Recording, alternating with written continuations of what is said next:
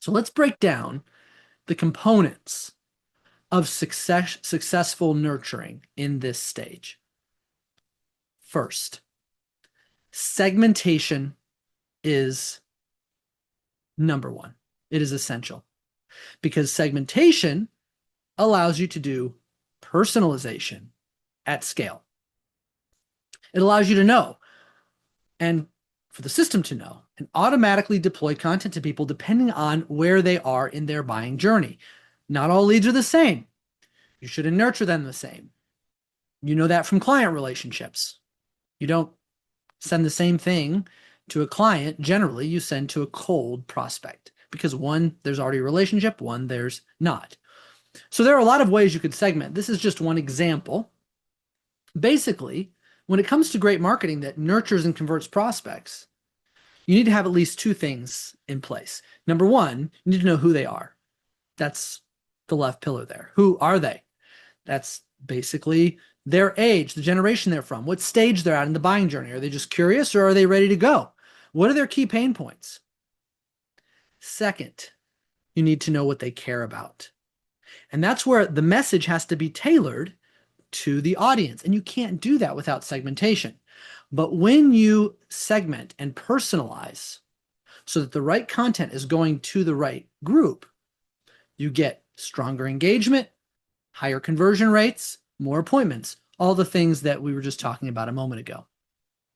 So when it comes to segmentation, here's a way you can test yourself. This is like the segmentation pyramid. Most firms are at the bottom level. So they have a list that includes clients and one that includes prospects. And by the way, that's better than nothing. So if you've got that going, good, at least you have that. But that's not nearly enough. Because then you can layer in something that's also very easy to get, which is their open rate or their engagement data. How are they clicking? What are they viewing? Which lets you know their intent is higher, so you can change the content that goes to them.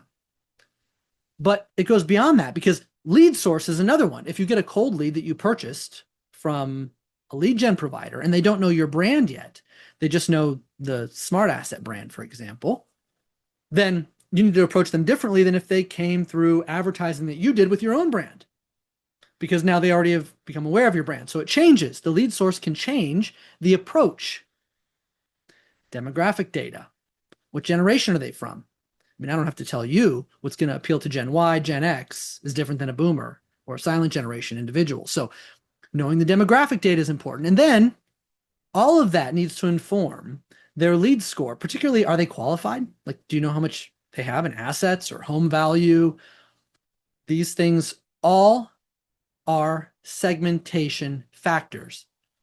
And so what happens when you segment this way is that you are able to send, as we just discussed, the right content to the right people.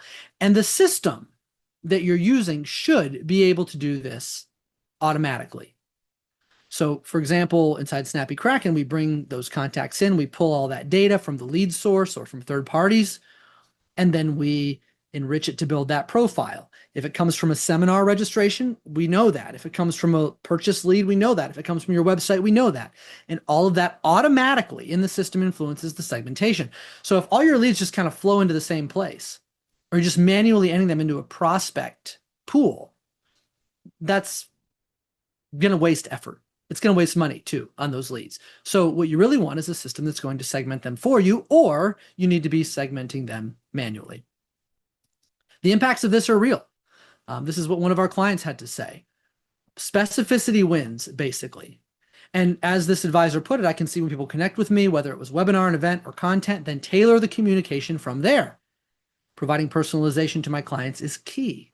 I want to be a resource for them, and it allows me to build brand credibility and trust. Credibility and trust. I've talked about this before. If you've heard me say it, I apologize. But I was shopping for an advisor relatively recently, and I am a 45-year-old person who's been married for 25 years. But I was getting, as I was shopping advisors, I was getting information on like Social Security claiming strategies and divorce, dealing with the financial implications of a divorce. Well, those things are not relevant for me. That completely betrayed the fact that they knew nothing about me. And that did not build trust. It's the opposite. So personalized content that resonates is what allows you to build trust.